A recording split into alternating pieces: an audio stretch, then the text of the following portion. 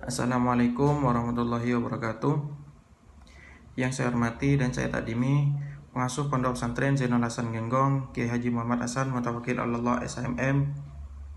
Yang saya hormati Bapak Abdul Aziz BAMAG selaku Rektor Universitas Islam Zainul Hasan Genggong, dan yang saya hormati Ibu Munifa ME selaku dosen pengampu mata kuliah Sosiologi Ekonomi.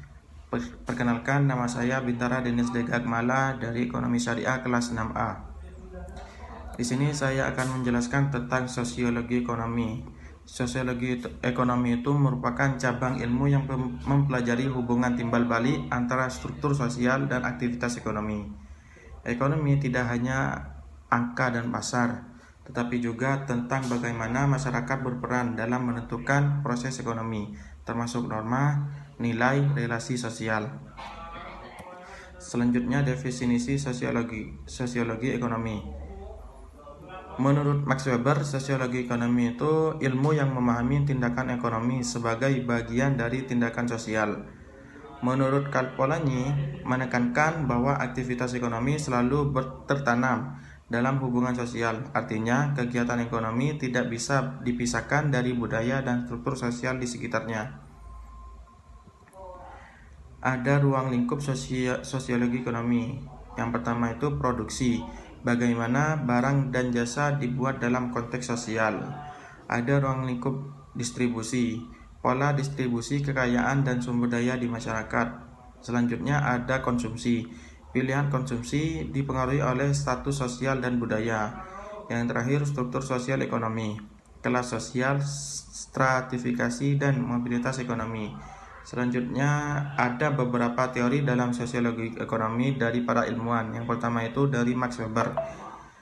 Menurut Max Weber, etika Protestan mendorong munculnya kapitalisme karena nilai-nilai kerja keras, rasionalitas, dan akumulasi. Selanjutnya dari Karl Polanyi, ekonomi tidak berdiri sendiri, melainkan tertanam dalam struktur sosial. Selanjutnya menurut Pierre Bourdieu, modal sosial, budaya, dan simbolik berperan besar dalam kesuksesan ekonomi seseorang. Selanjutnya, institusi ekonomi dalam perspektif sosiologi. Yang pertama, keluarga, unit produksi dan konsumsi primer dalam masyarakat. Yang kedua, pasar. Pasar itu tempat interaksi sosial dan ekonomi, bukan hanya pertukaran barang, tapi juga nilai dan norma.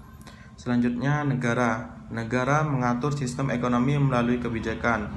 Yang terakhir, organisasi ekonomi. Perusahaan dan koperasi memiliki struktur sosial internal. Selanjutnya, nilai-nilai dan norma dalam aktivitas ekonomi. Nilai-nilai seperti kejujuran, kepercayaan, dan kerjasama mempengaruhi cara orang berbisnis. Norma sosial membatasi atau mendorong perilaku ekonomi tertentu, misalnya dalam praktik jual beli yang adil, budaya hemat, atau gotong royong. Ada beberapa contoh kasus yang nyata. Yang pertama itu dari kasus UMKM. Di banyak daerah, UMKM berkembang karena jaringan sosial atau relasi. Yang kedua, ekonomi digital. E-commerce mengubah pola konsumsi dan memperluas jaringan ekonomi. Yang ketiga, ekonomi gotong royong. Contoh dari ekonomi gotong royong itu seperti koperasi dan arisan, menunjukkan bagaimana nilai sosial menopang kegiatan ekonomi. Selanjutnya, tantangan dan isu kontemporer. Tantangan yang pertama itu ketimpangan ekonomi, perbedaan akses terhadap sumber daya. Yang kedua, globalisasi. Arus barang dan jasa melintasi batas negara yang memengaruhi struktur sosial lokal.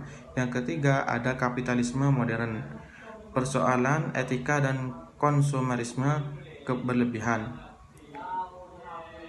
Kesimpulan dari penjelasan barusan itu, sosiologi ekonomi mengajarkan bahwa ekonomi itu tidak hanya soal untung dan rugi, tetapi juga soal manusia dan masyarakat. Dengan memahami dimensi sosial dari ekonomi, kita bisa menciptakan sistem yang lebih adil dan keberlanjutan.